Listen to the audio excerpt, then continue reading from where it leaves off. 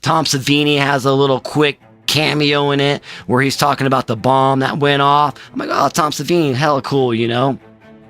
But then, like, all this stuff's going on. Like, it's really like, so now we got to get back to Veronica. So, like, Art makes his way back to Veronica where she has his head because she births it. So he, like, rips off that black guy's head that he put on to make his way there so he can see where he was going. And then he puts his head back on. And then Chris Jericho's there, and he's like, there's some disturbance down on D12, cell block 3 or whatever. And then freaking, when he shows up, Art and Veronica just like tag team him, and then they rip his face off. And then you have like Veronica speaking as of like Art. Like she is now the vessel that, because Art doesn't speak. He's never spoken in any of the films that he's been in. But now we got Veronica speaking like him. So like they make it to like that house or whatever. This is at the beginning. Veronica and him after he gets his head back. And then Veronica gets into the bathtub. And like she's like breaks the fucking mirror. And so she has a big old shard of glass. And of course she, you know, sits in the bathtub and it's kind of got like some bloody water in it, you know, maybe just, you know, a couple inches, and then she freaking takes that damn knife on her wrist and just cuts it open and blood just starts gushing out, and like she lays there in the bathtub. And then Art goes, and like I think this was kind of like an homage to like what is it, Black Christmas, you know, what Dave McCrae did with, you know, It's Me Billy chapter 1 and chapter 2. If you haven't seen It's Me Billy, it's out on YouTube on Dave McCrae's channel. It just came out yesterday, 2 days ago. I backed it for him, so like got my name in the titles because I helped pay for that shit.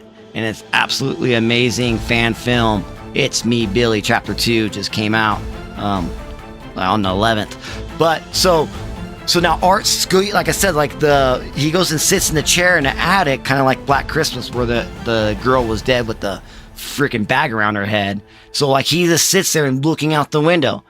Then like 5 years later it says, and like this demolition crew is going in the house because they need to demo this house. So they're like checking it out.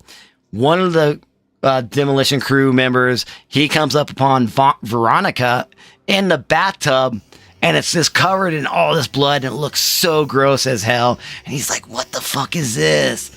And then the other guy goes up to the attic and he sees Art the clown. He's like, what the fuck? Is this a mannequin or whatever? And he's just sitting there, you know, in a chair looking out the window with cobwebs all around him. He's covered in cobwebs, dude. Man, it's freaking crazy. What's up, Corey Russ? No worries that you're late, dude. I'm doing a hardcore spoiler movie review of Terrifier 3, dude. I'm talking all spoilers. I've been talking in all videos, so if you don't want to hear any spoilers, I give you permission. You can leave and come back later, but if you want to stick around, go ahead. But go ahead and hit that like button since you're here. So, freaking, he's sitting up there with nothing but cobwebs because he hasn't moved in fucking 5 years, and he's covered in cobwebs. I'm like, this is so cool. And like, so both of the members are, one's downstairs with Veronica, the other one's upstairs with Art, and like almost at the same time, you know, they're calling each other.